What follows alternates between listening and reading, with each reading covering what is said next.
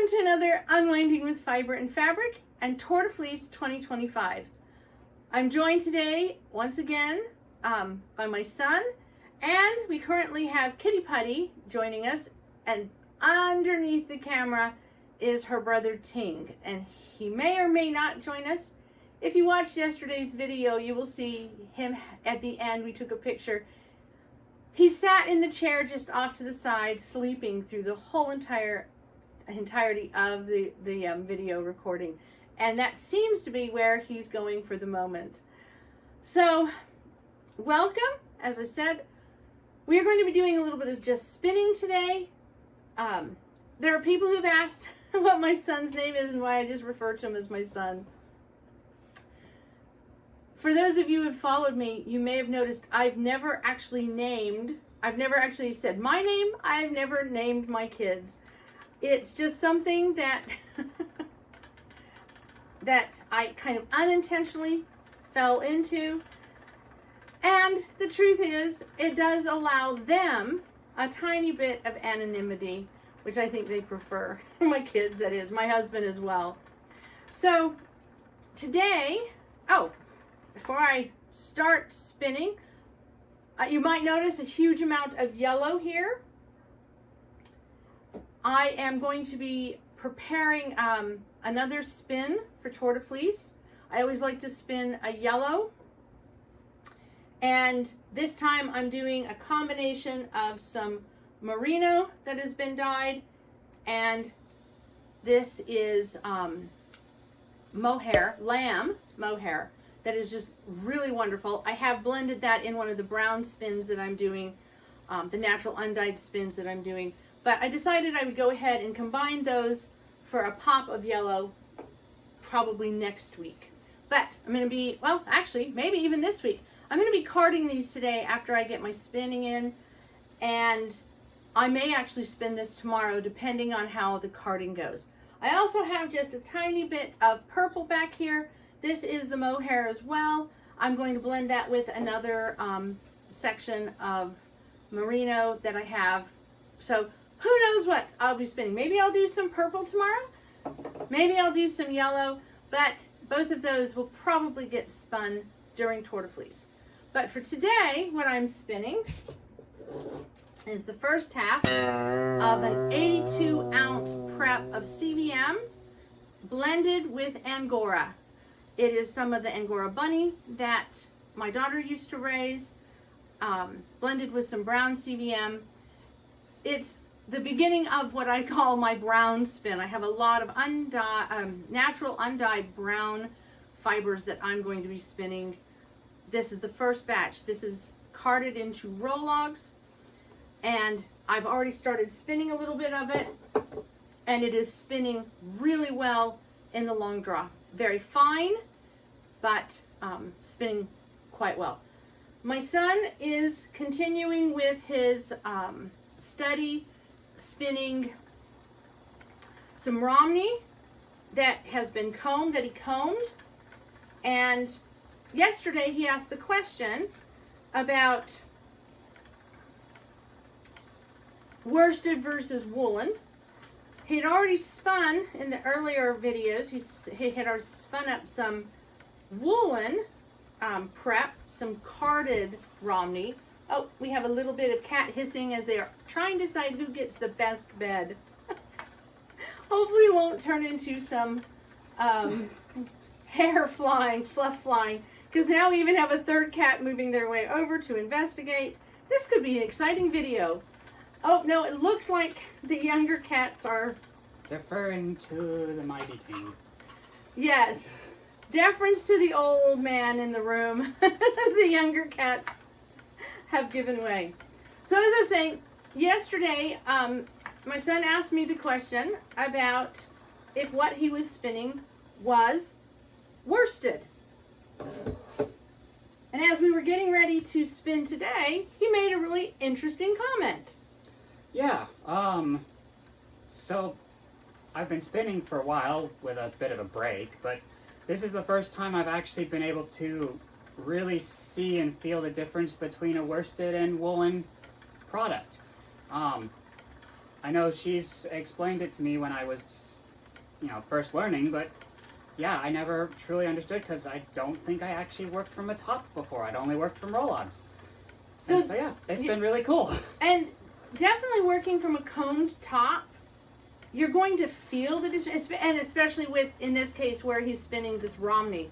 Because it's a medium weight, medium coarseness fiber, good, nice, long, staple length. It's a good fiber to feel the difference in the way the yarn is spinning.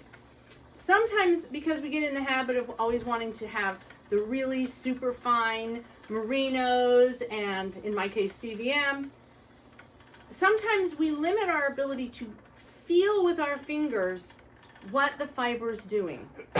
Excuse me.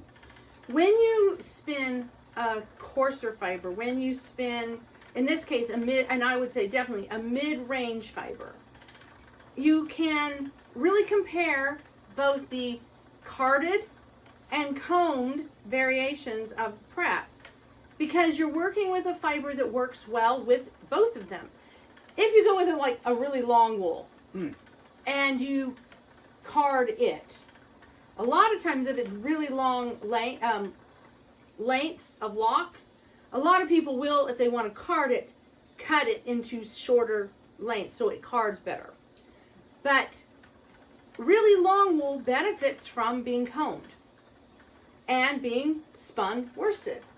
Shorter fibers, shorter locks of length, shorter fibers benefit from being spun with lots of loft and from a carded fiber. So a combed fiber really works well with the longer staple length, and a shorter fiber benefits from carding. Okay.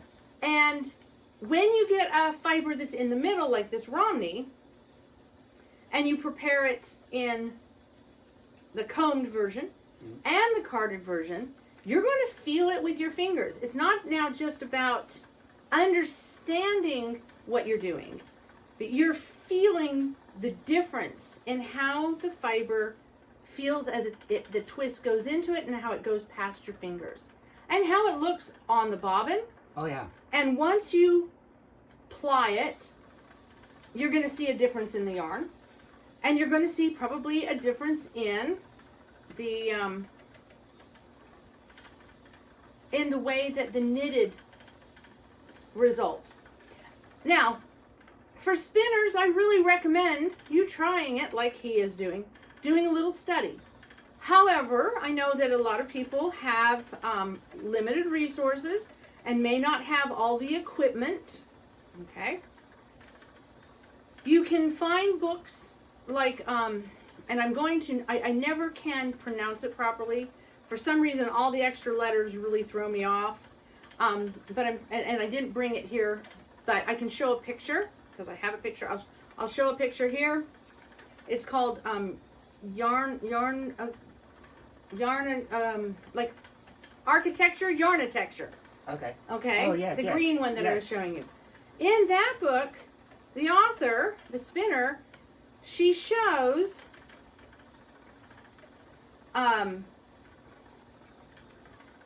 what happens when she spins the same exact fiber that's been carded, that's been combed, so a woolen versus a worsted. She shows the difference between them. And of course, for a lot of us spinners, especially if you do have a limited resource of equipment, we do a lot of semi-worsted and semi-woolen to try to get the properties we want if we don't have the ability or don't desire doing a fully worsted or fully woolen spin. So if you purchase combed top, and a lot of the bumps and braids that are out there, sometimes they'll call them roving. It can be a generic term. Okay. But it often refers to the carded fiber. A combed fiber is most often going to be listed as top or sliver/sliver, depending on how you pronounce it. And I've heard it pronounced both ways over the years. It's spelled sliver, at least in the way I see it spelled. But A combed fiber is going to come in those two type preparations. Now there are some beautiful combed blended tops out there. And a lot of people, a lot of new spinners especially, find them to be a bit tricky because they're combed top. One of the ones we have downstairs that's green. Yes. Okay. And in my early spinning, I had a couple that were purple that you've actually knit up the product of. Okay. But I struggled because it was really beautiful, but it was merino blended with silk. And it was combed and it was slippery. And it was really quite slippery. Well, that's when I one day asked another spinner the question, is there anything preventing me from taking this beautifully, blended fiber and carding it into rowlogs? And the person told me, it's your fiber, do with it as you wish. And that's the thing, I think sometimes we see these really beautiful braids. For instance, it's a hand-dyed fiber, it's a hand-dyed, in this case, roving. It's 100% merino. I'm not quite sure how I know how I braided it together. I was just trying to get it out of the cat's way. And it has the change of color. This is pretty neutral, okay? But there's nothing saying I have to sit here and spin it from the end. I can, as I did in my my sherbet spin, I can card it into rowlogs.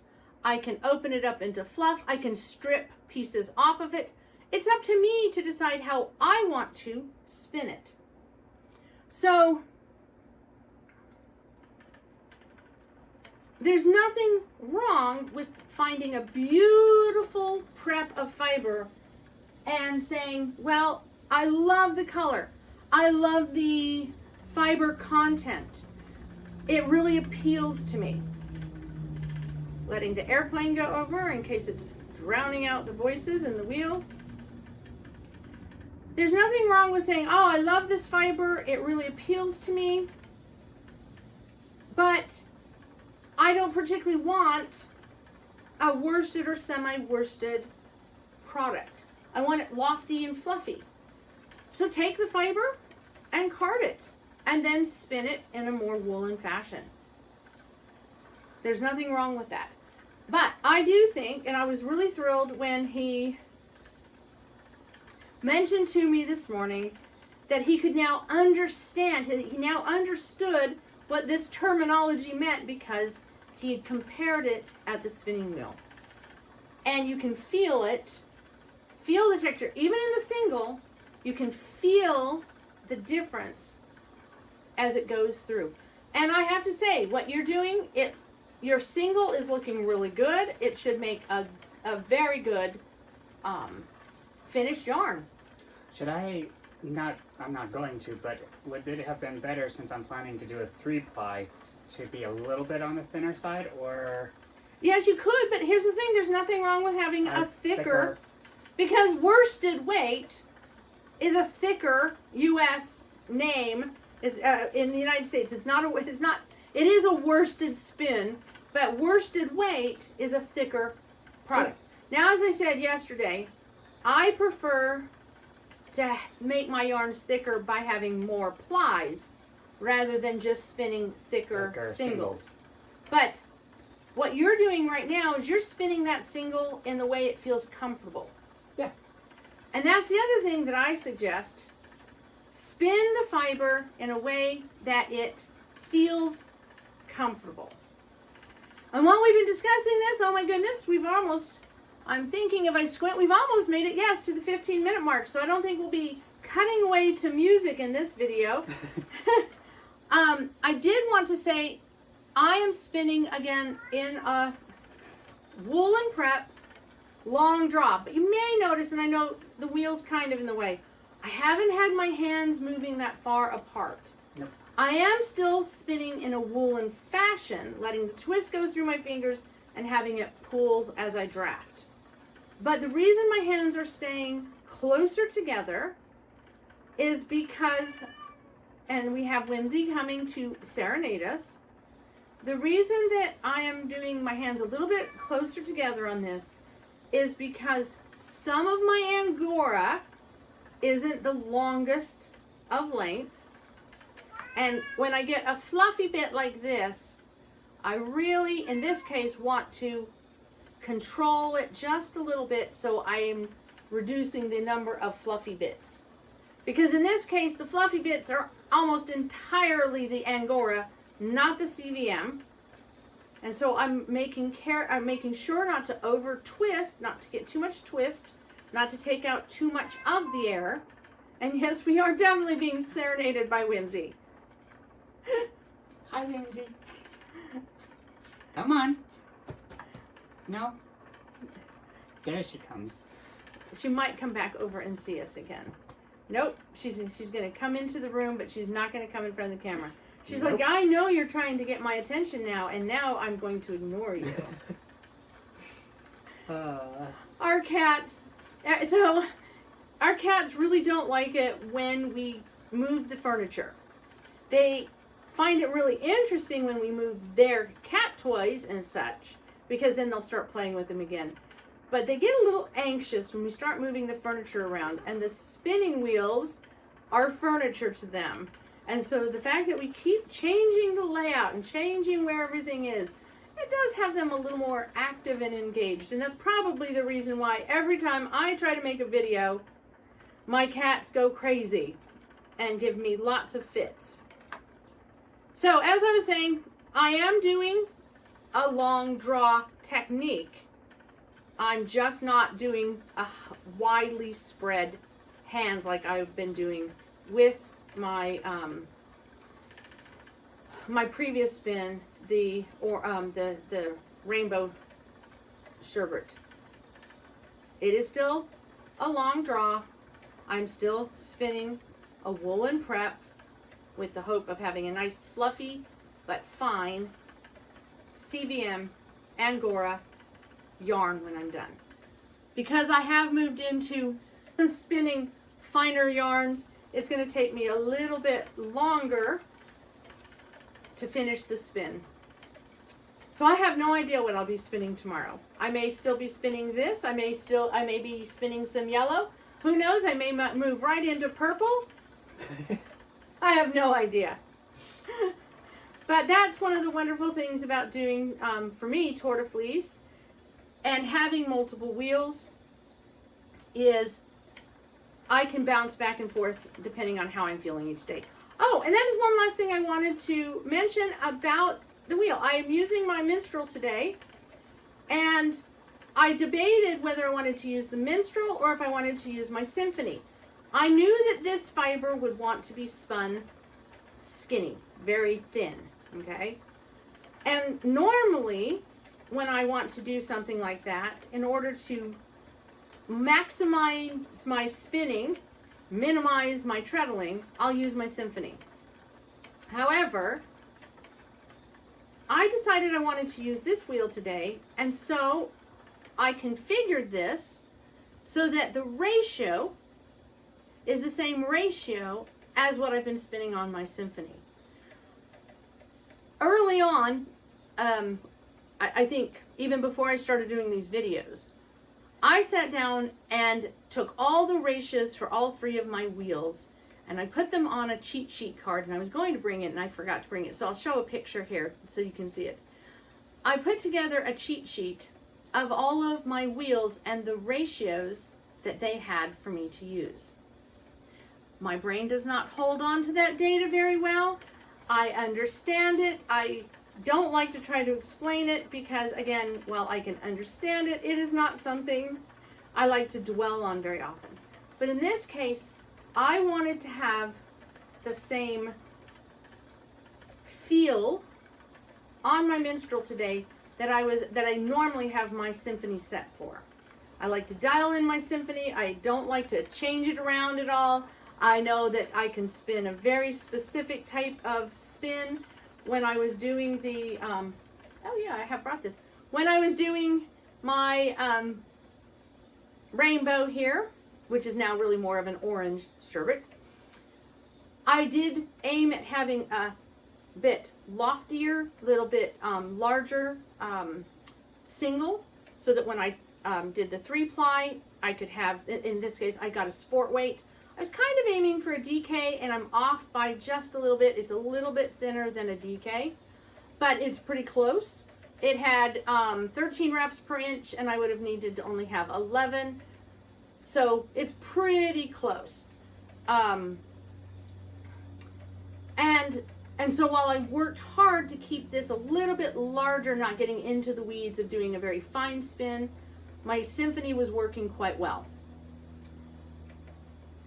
Today, I wanted that same tug, that same draw, that same feel, but I definitely want to go fine yarn.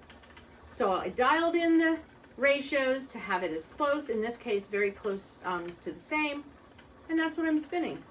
And that is our 20 minutes of video for today. We filled up the time very well, I think. Yes, and only we a little. did. Yeah. With only a little bit of, disturbance from the feline friends. Yep. So there is our spinning, and you're making your way through that. Yes. And yeah. If I remember correctly, I have somewhere around, like they have the tag, 112 grams of this. Should this be split in Yes, half? this definitely Okay. should be split in So half. I'll do a weigh after we're done with the video, and we'll see where I'm at. Where you're at. All right, well, I hope that you've enjoyed another Unwinding with Fiber and Fabric. Hope that you hit like and subscribe if you haven't. And we will see you tomorrow.